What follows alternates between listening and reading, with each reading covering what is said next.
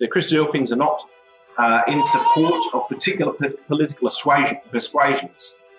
But we do read the Bible, and we as Christadelphians try hard to let the Bible speak for itself and to tell us what it has to say for itself. And we need to tell you that it has a very important message about where the world's headed with this story of Israel.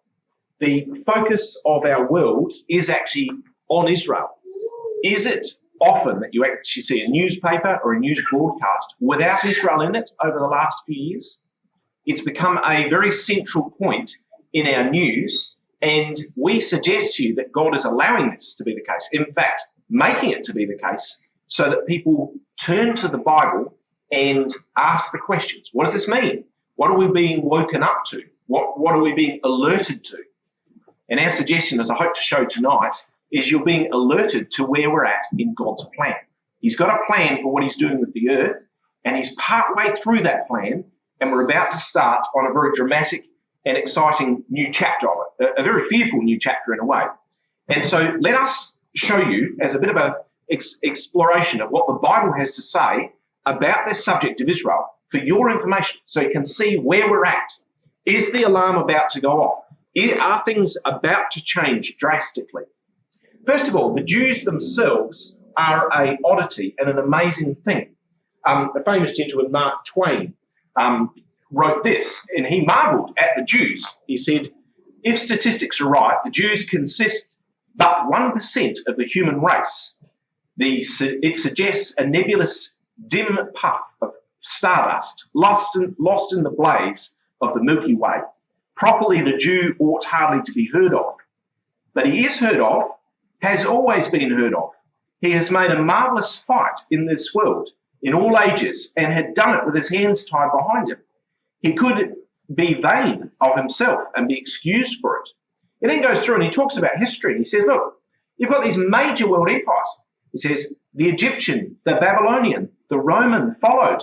They made a vast noise, and they're gone. Other people have sprung up and held their torch high for a time, but it burned out, and they sit in twilight night now or have vanished. The Jew saw them all, beat them all, and is now what he always was, exhibiting no decadence, no infirmity of age, no weakness of his parts, no slowing of his energies, no dulling of his alert and aggressive mind. All things are mortal but the Jew. All other forces pass, but he remains. So Mark Twain's marvelling at this idea that you can have great nations. I mean, Rome was the greatest empire that the world's ever seen. And while there still exist remnants of it today, it's not like Israel. Israel has actually gone through disasters of a far greater scale and still exist and have a large representation in our newspapers on a daily basis. How can this be? Well, let's delve a little bit more into this story, because we're talking about alarm clock. How can we tell when it's about to go off? Well, this story of Israel is our key. It shows us what's actually happening. Now, there's a reason why Israel stands out from other nations, why it doesn't behave in the same way, why it hasn't been wiped out like other nations. And that is because Bible prophecy says it would be. God said that he would deal with Israel differently from other nations. This quote is very clear to us, and I hope you can see what it's saying here for yourself, where in Jeremiah, God says this, thus saith the Lord, which giveth the sun for light by day, and the ordinances of the moon and the stars by light for night, which divideth the sea when the waves thereof roar, the Lord of hosts is his name. If those ordinances depart from before me, saith the Lord, then the seed of Israel shall cease from being a nation before me forever. Them's big words. Basically what it says is, if you can stop the sun, or you can stop the moon, or you can stop the stars, that's how much chance you've got of stopping Israel from being a nation. It's a constant. Now, if that is God's actual promise, we don't stand any chance of getting rid of the nations. Maybe you could destroy the moon. If you're extremely foolish and wanted to end yourselves, you could end the sun. There's no way knowing. You could end the stars. That's beyond the power of man to end most of those things at all. So what that quote is saying is God has assured the existence of the nation of Israel. That's what Mark Twain marveled about. So the nation of Israel, we're going to see tonight, has gone through some terrible times when other nations would have been wiped out, and they've continued to exist because of that promise. And now they're about to enter into a new stage. We're on a run through, and I just want to capture for you in a bit of a nutshell what we're going to look at tonight. Just briefly, the story of Israel as the Bible outlines it, as we get towards the time when this clock is running out. Israel's going to actually be destroyed as a nation. They go into diaspora. Now, the word diaspora means to be scattered, to be spread out across the world. They went through enormous persecution that any other people, it would have eradicated them. But then there's a promise that they would be regathered, which is miraculous. It's like a nation being brought back from the dead. And then we're going to go into another drama, which is the stage of Armageddon. And all these things are prophesied in the Bible as the stages that we go through with Israel towards this new chapter in the bright future that God has promised. Now, in all of this, don't think that God is doing this because Israel is always a marvelous people. We clearly read in the Bible that at times they're not. And actually, at this time, they're not actually acknowledging God the way they should right now. So, don't think that we're in total support of Israel because they are marvelous supporters of the Bible and supporters of God. But in the future, there's a different description of Israel. And we'll delve into that in this subject of a bright future when the alarm clock has gone off in this very final part of our talk. Let's go back and have a little look at the destruction of the nation itself. Because what was prophesied is because of their misbehavior towards God, God was going to actually bring desolation on the land.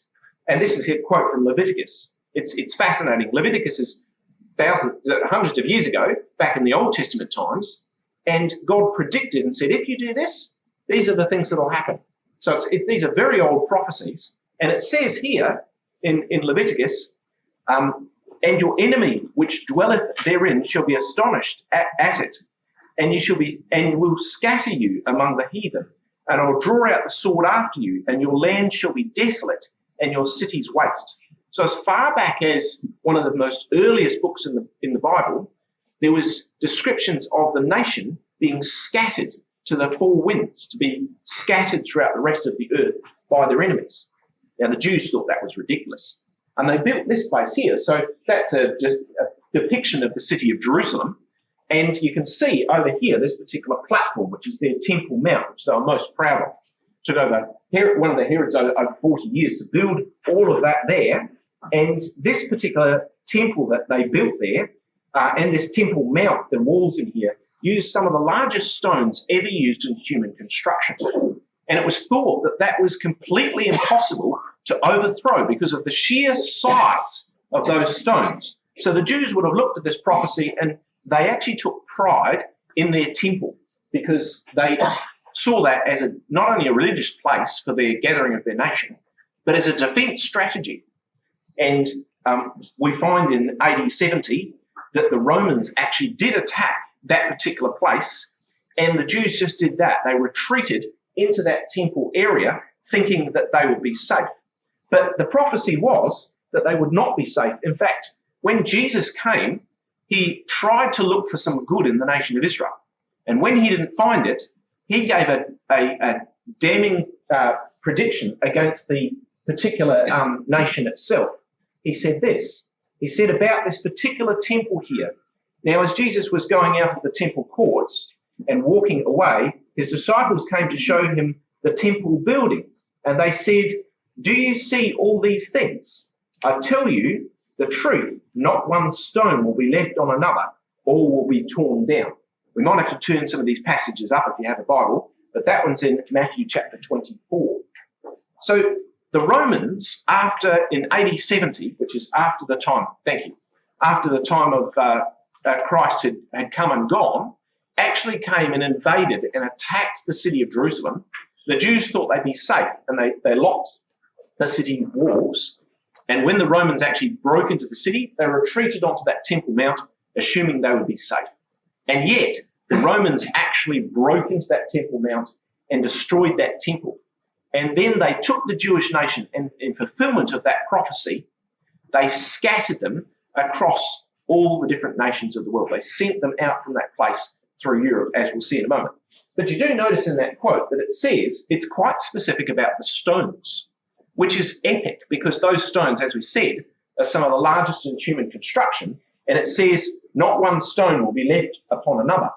Now, the reason why that occurred was the temple itself had a lot of gold in it, and the Romans threw a torch in, set fire to the temple, the gold melted, went down the cracks in those stones, and the Roman soldiers tore the Temple Mount apart to get those stones out. The only remaining part is a small part on the actual walls itself. So we've got some challenges here. Just give this a little shake. Let's see if that will behave a little better. Back across the Temple Mount here, we'll just go back a slide. This particular wall, one of these walls around the bottom, I can't seem to use laser pointer here, is actually remaining, and that wall across the bottom here is the Wailing Wall. And if you see pictures of the Jews at Jerusalem standing at the Wailing Wall, that's the one remaining part.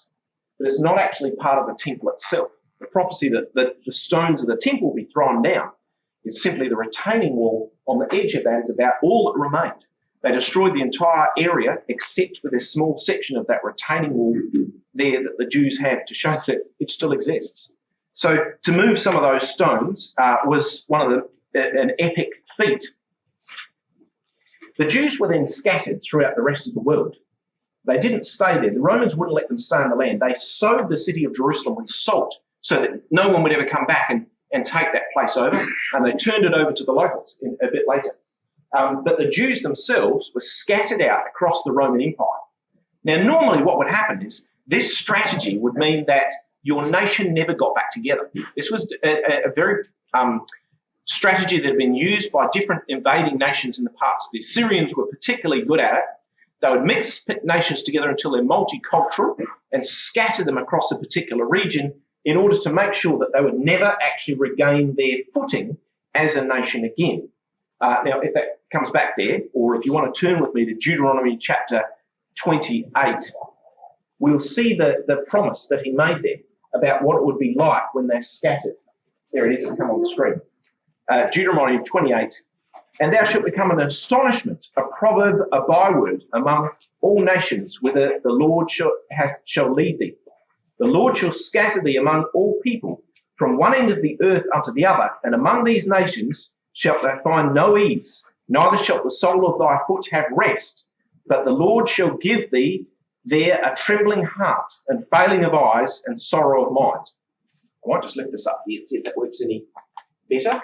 Seems to be misbehaving on me, so let's see if that part of the equipment is at fault.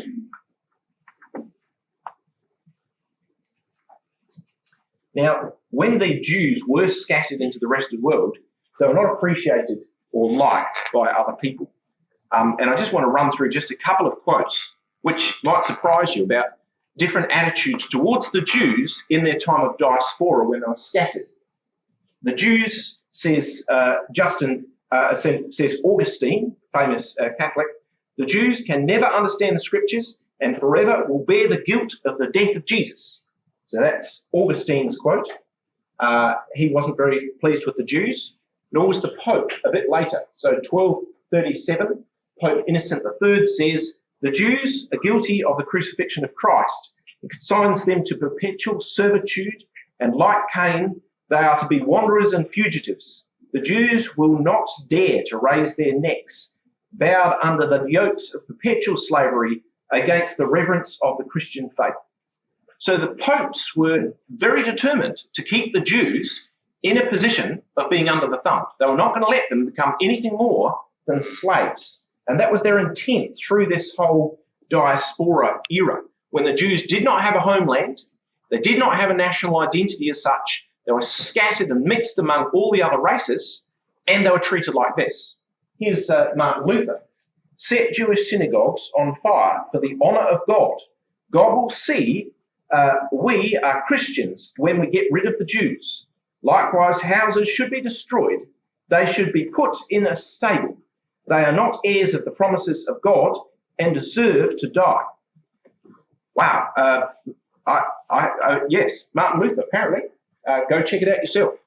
Everything I say here, by the way, up for your own research. Please go and do your own research on what I have to say. So my point there is not popular, not loved, not cared for, exactly as the quote said.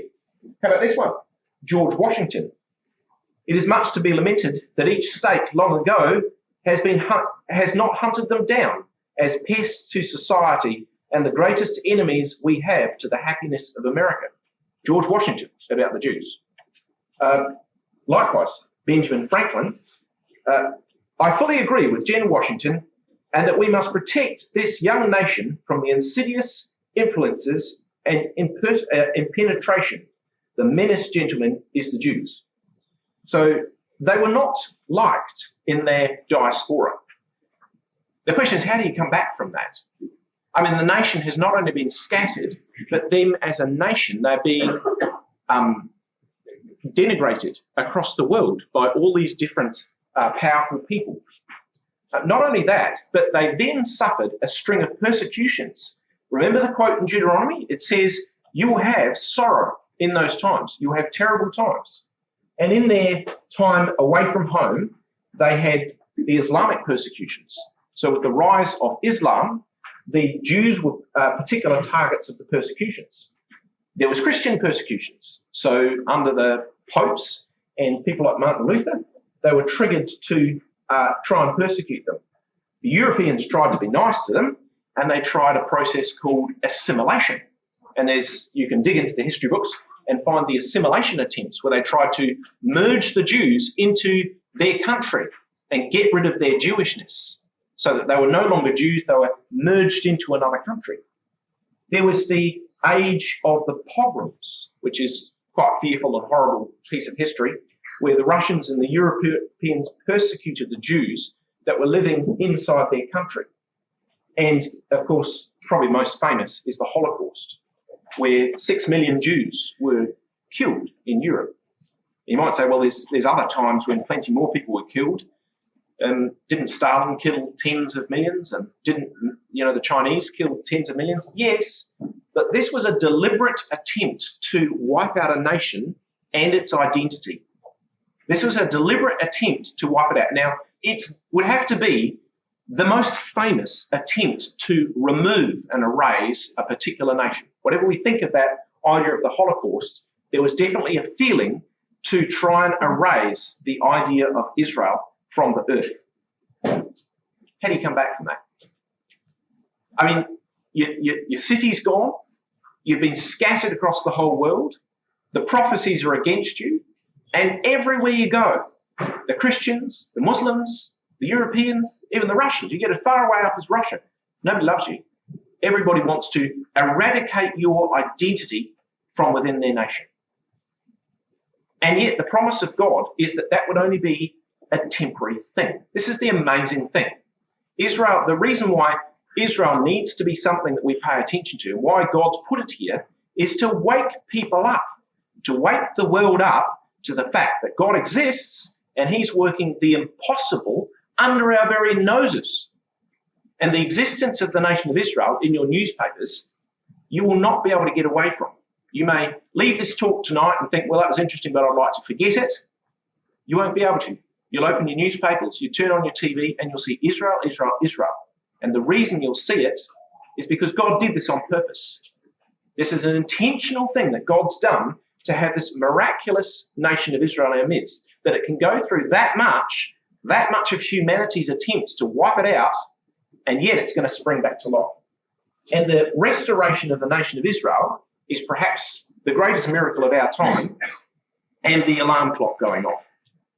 We're told that the restoration of the nation of Israel is the critical sign that the new era is about to commence, that things are about to change very radically. So here we have this quote in Ezekiel here, Ezekiel 11. Therefore say, thus saith the Lord God, although I have cast them far off among the heathen, heathen's word for other nations, and although I have scattered them among the countries, yet will I be to them as a little sanctuary in the countries where they shall come. Therefore say, thus saith the Lord God, I will even gather you from the people and assemble you out of the countries where you have been scattered, and I'll gather you, and I'll give you the land of Israel. So the promise was that they'd be brought back from all those different countries to the land of Israel. Now that's impossible, because the land of Israel had been given to someone else. How do you take a land from someone else and give it to the people of Israel? And not only that, most of the Jews have been encouraged to forget their identity and to hide amongst the populations that they're scattered among. You know, the promise, there's a picture on the left there of a prophecy in Ezekiel 37, which is quite dramatic to read. It describes a valley of bones. And if anyone's seen photographs of the Holocaust and the mass graves then, it looks awfully reminiscent.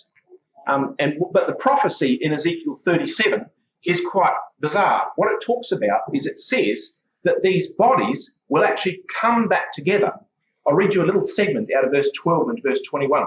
Therefore prophesy and say unto them, Thus saith the Lord God, Behold my people, I will open your graves and cause you to come up out of your graves, and I'll bring you into the land of Israel, and say unto you, Thus saith the Lord God, Behold, I will take the children of Israel from among the heathen, whither they be gone, and I'll gather them on every side and bring them into their own land. And that seems impossible. It's like bringing people back from the dead is the picture that's actually given.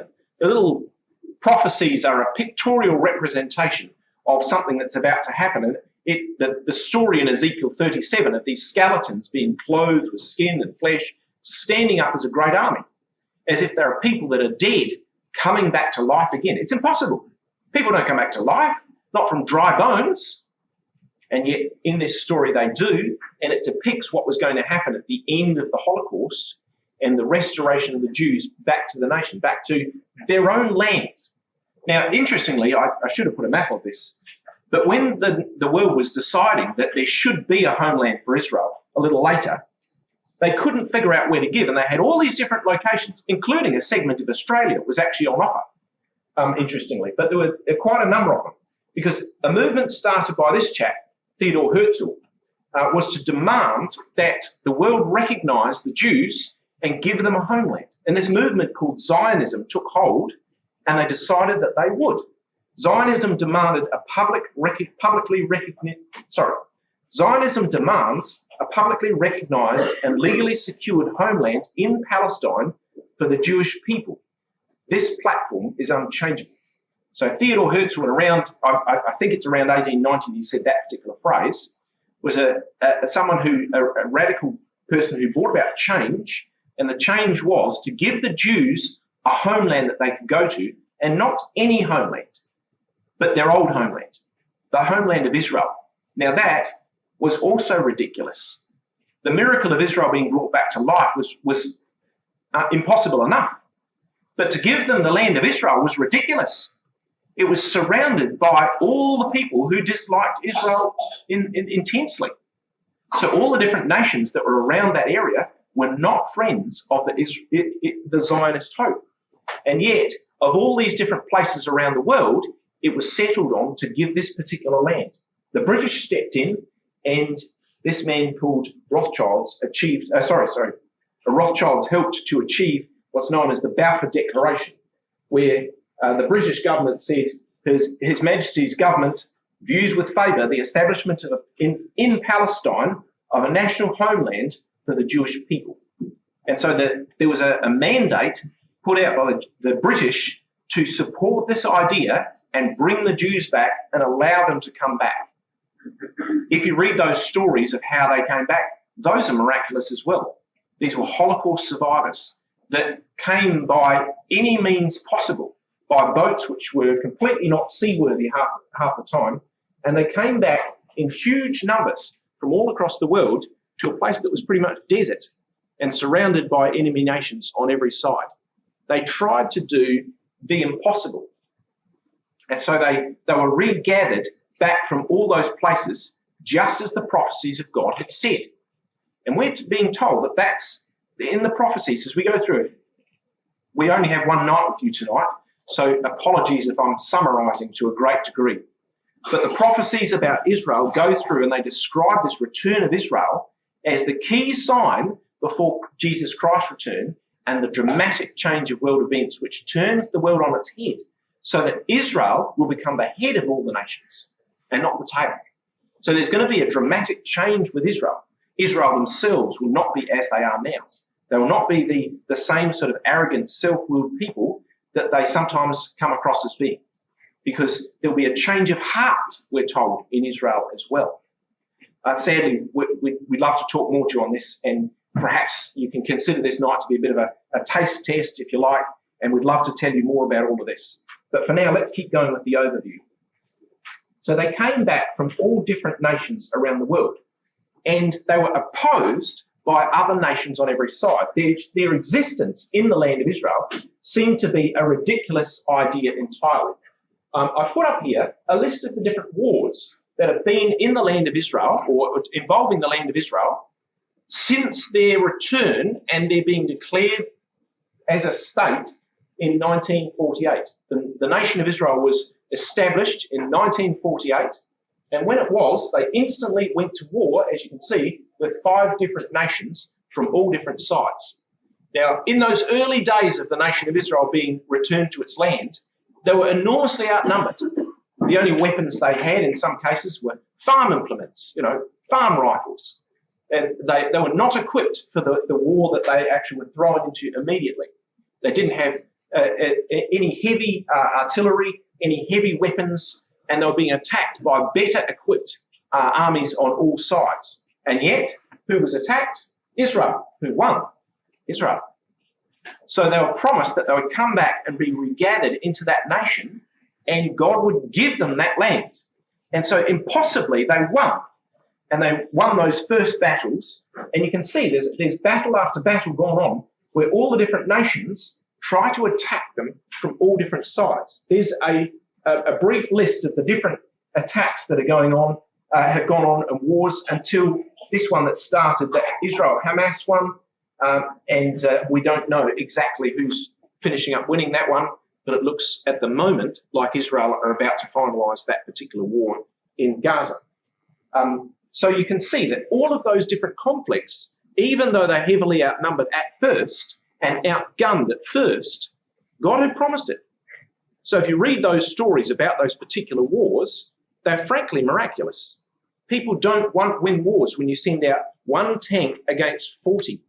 Well, that was the odds on the Golan Heights in one of the early wars. You just don't win that sort of war of 1 against 40 in a tank battle. And yet they did.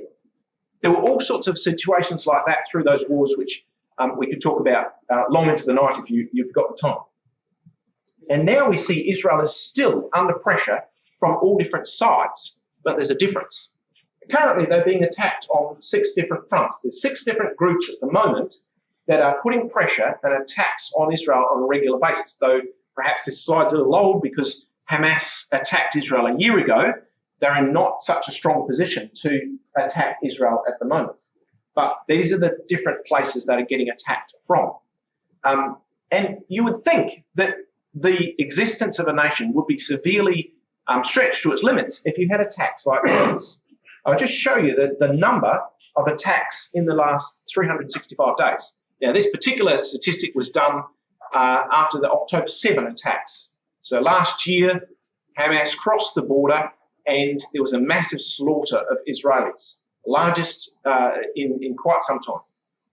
And since then, this is the numbers of the explosive devices of different descriptions that have been landing on Israel from those different sources, mainly rockets from Gaza. So they've had 13,000 rockets from Gaza and about 13,000 from Lebanon. 26,000 rockets coming in. Now, what's the difference between what's gone on here and what's gone on in the previous wars? And I think the difference is that Israel's able to cope with it. And Israel's actually coped with these attacks better than they could have in the early days. They seem to be better equipped. How do they do it? Well, they got their Iron Dome equipment.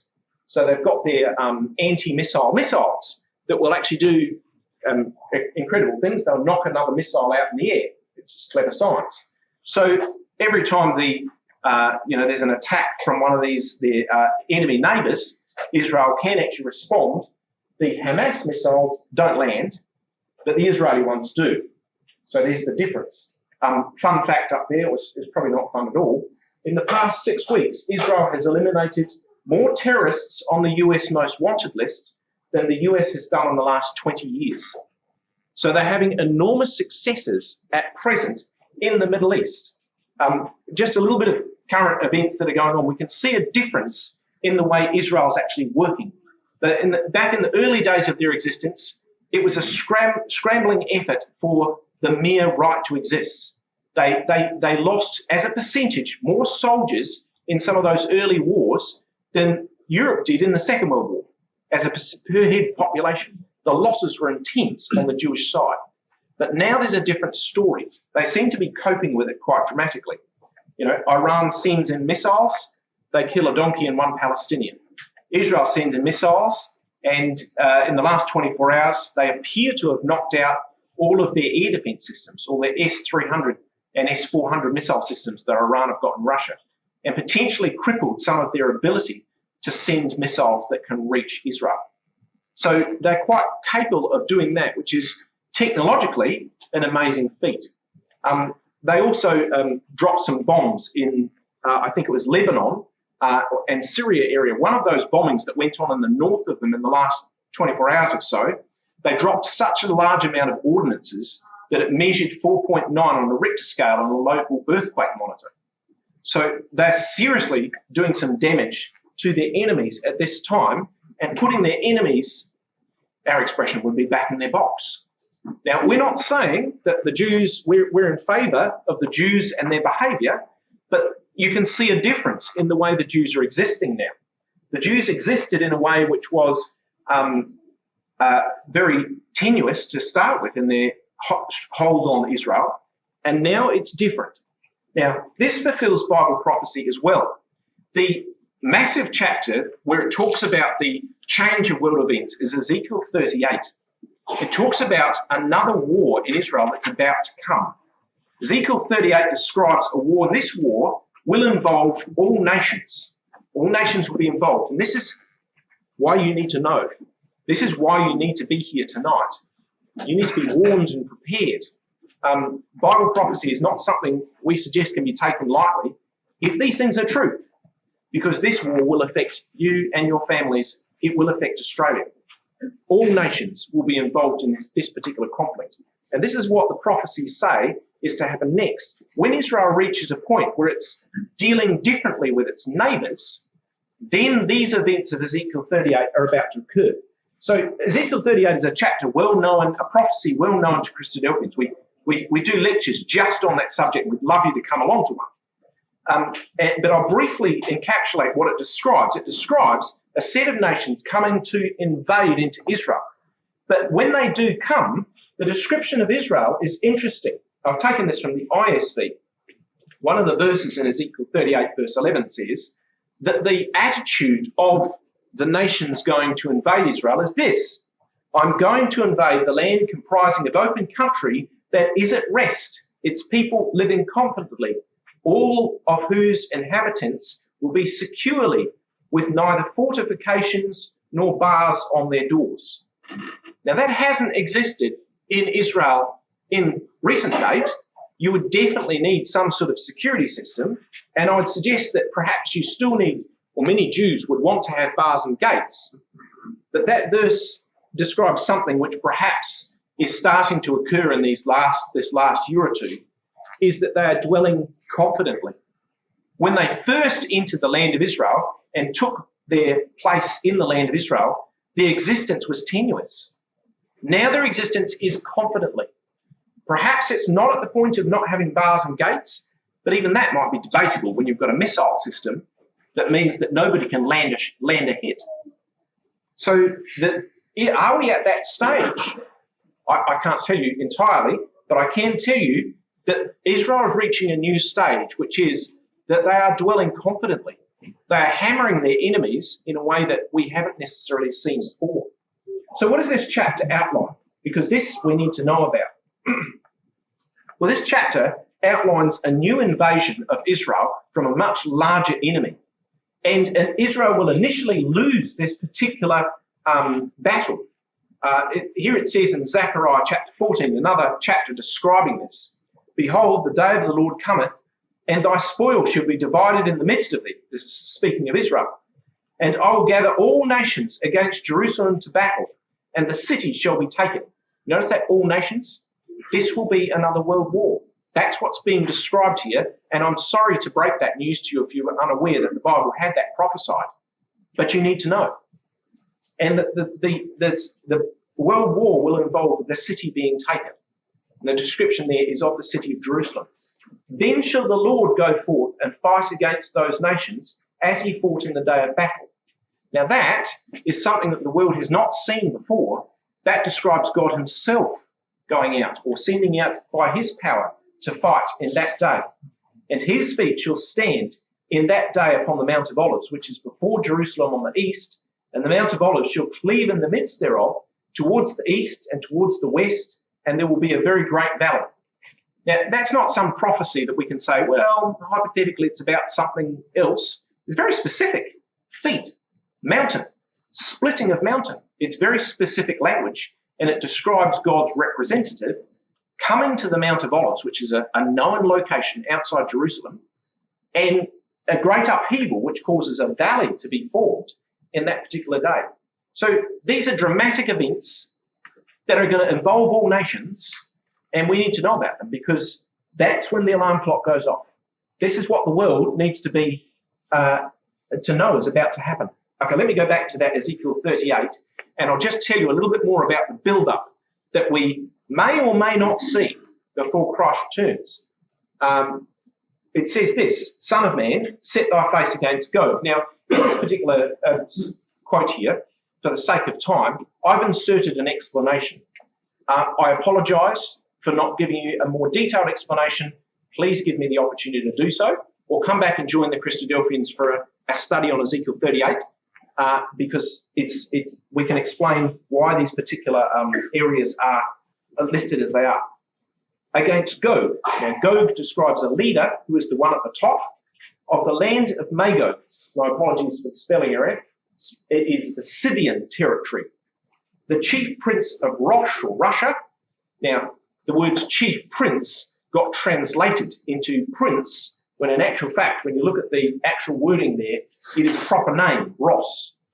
"And Meshach and Tubal, and prophesy against him, and say, Thus saith the Lord God, Behold, I'm against thee, O Gog, the chief prince of Meshach and Tubal, and I'll turn thee back and put hooks in thy jaws, and will bring thee forth all of thine armies, horses and horsemen, all of them clothed with all sorts of armour, even a great company with bucklers and shields, all of them handling swords. Persia, Ethiopia," that Persia is the ancient name of Iran, occasionally you still hear it. Ethiopia, well, Ethiopia encompasses, the ancient Ethiopia encompasses Sudan and Ethiopia to a degree. Libya, which still has retained its name, all of them with shield and helmet. Gomer, which is the ancient name for some of the French people, and all his bands, the house of Togarmah, which is Armenia and perhaps near Georgia, interestingly having a massive election at the moment, which is they consider to be the most important election in its history, of the North Quarters and all of his bands and many people with him. I don't expect you to absorb all of that in one shot, nor have I explained it properly. But in order to explain the rest of what we're going to see when the alarm clock goes off, what's going to happen, I'm going to put that on a map so that we can sort of see the size and the description of what those nations are. The land of Magog is the old territory of the Scythians, which encompassed an area between the River Don and the River Danube. And you can see in the top there, that's the area encompassing not only Ukraine, but some of the other nations around it. There's the area of Muscovy, which incorporates Moscow, and the area of Tobolsk, which goes across to the River Tobol. You can see the map is not terribly accurate, and that's intentional. Perhaps this is just an overview of the regions that we're talking about. You notice when you read that quote that all of those groups came with offensive equipment. Horses, swords, offensive equipment was in use. Then there came a group which had defensive, a different grade of equipment, the shields and so forth. And they involved Gomer and Togarmah of the North Quarters.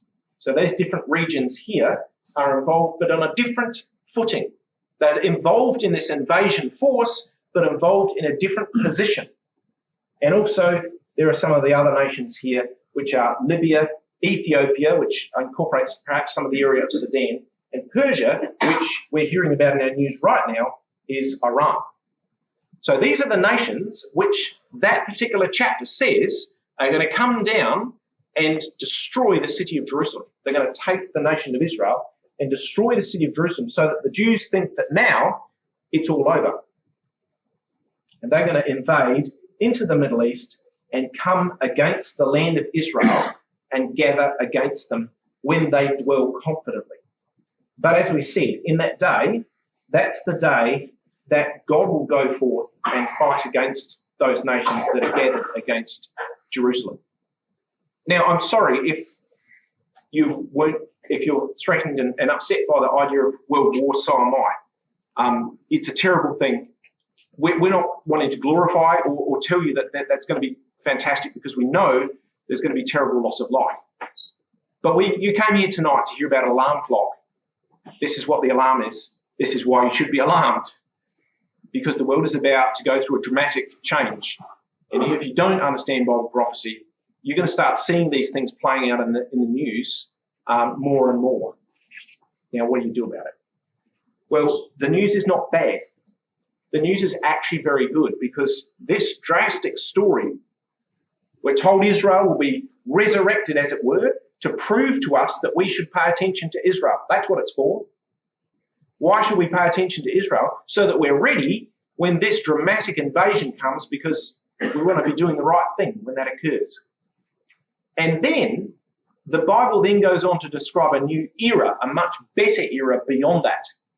It gives us hope, because if the Bible's been right about its predictions about Israel so far, it's right about its predictions about Israel's future, and they're bright.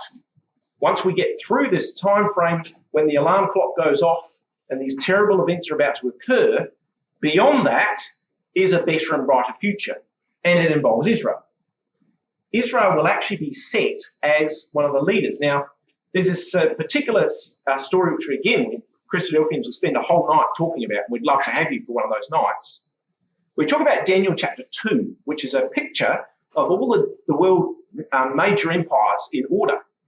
And they all stand up together and unite in this end time and get destroyed by this stone.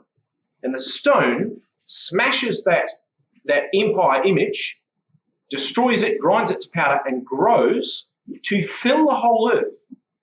And the description is of this new kingdom which is going to be set over all the earth. Here's Daniel chapter 2, which describes this. And I just wanted to tell you that little story so I can grab this particular verse. In the days of those kings shall the God of heaven set up a kingdom that shall never be destroyed, and the kingdom shall not be left to other people, but shall break in pieces and consume all these kingdoms, and it shall stand forever. For as much as thou saw the stone cut over the mountain without hands, and break in pieces the iron, the brass, the clay, the silver, the gold, the symbols of all those different nations of the world, then the great God has made known to the king what shall come to pass hereafter. The dream is certain, the interpretation is sure. So what we're being told is the nation of Israel is going to grow until it takes over the whole planet. Not as the nation of Israel being the whole planet, but as the empire of Israel, if you like. The British Empire has done something along these lines, where it's the first dominion. It's a phrase we read in our chapter tonight. They were the first dominion of the British Empire, which spread across the globe and spread the British influence. This is different. This is a kingdom that God's going to set up, and it is not going to be destroyed. And it's not going to be given to other people. That quote has never been fulfilled. There has been no kingdom in the history of mankind that has lasted forever and not been given to other people. And certainly not one that's been set up by God and that will consume all other kingdoms. Now, what's it going to be like? Well, it's going to be a new era that is fantastic. Come back with me to the place we started, which is Micah chapter 4. And I'll just finish on this quote because the future is actually bright. I'm sorry if I've given you a few sleepless nights telling you what the future holds in terms of the dramas shortly to unfold as the alarm clock goes off. But the future beyond that is actually bright, because God plans not just to make Israel a centre for the world, but a centre for world peace, a centre for world improvement in ways that we have never seen before. I'll put the quote up on screen here. It describes this new era for us in Micah chapter 4. In the last days, it shall come to pass that the Lord, that the mountain of the house of the Lord shall be established on the top of the mountains, and it shall be exalted above the hills, and people shall flow unto it. Now that's an odd expression in itself. The word flow to the top of a mountain. Everything flows down a mountain. The description is that people voluntarily go there. Why? Many nations shall come and say, come, let us go up to the mountain of the Lord, to the house of the God of Jacob. That's a pseudonym, if you like, for Israel. One of the ancient patriarchs of the nation of Israel was called Jacob, and often the nation of Israel gets called Jacob. Let's go to the house of the God of Israel. He will teach us his ways. We will walk in his paths, for the law shall go forth from Zion, and the word of the Lord from Jerusalem. So the city of Jerusalem will be set up as a place for God's law to go out from. Certainly has never been that way in our knowledge in history, that nations will come to Jerusalem to learn how to follow God's instructions. But look at the application of this. And he shall judge among many people, rebuke strong nations afar off. They shall beat their swords into plowshares, their spears into pruning hooks. Nation shall not lift up their sword against nation, neither shall they learn war anymore. Imagine that. That's the promise that God makes. So if you think that this miracle that God's done with Israel actually happened, have confidence that it'll also fulfill this. He's telling us there'll be an age where war will come to an end, and people will take their war equipment and turn it around and make agricultural implements out of it, because they won't want war anymore. They won't need war anymore. Because why? Because God will rebuke strong nations far off. God's control over the nations will be such that there's no need for implements of war. You don't have to threaten your neighbours to be safe. God will make you safe.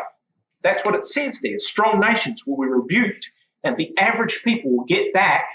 Instead of building weapons of war, Adelaide won't be a submarine corps. They'll turn around, they'll be able to worry about agriculture again.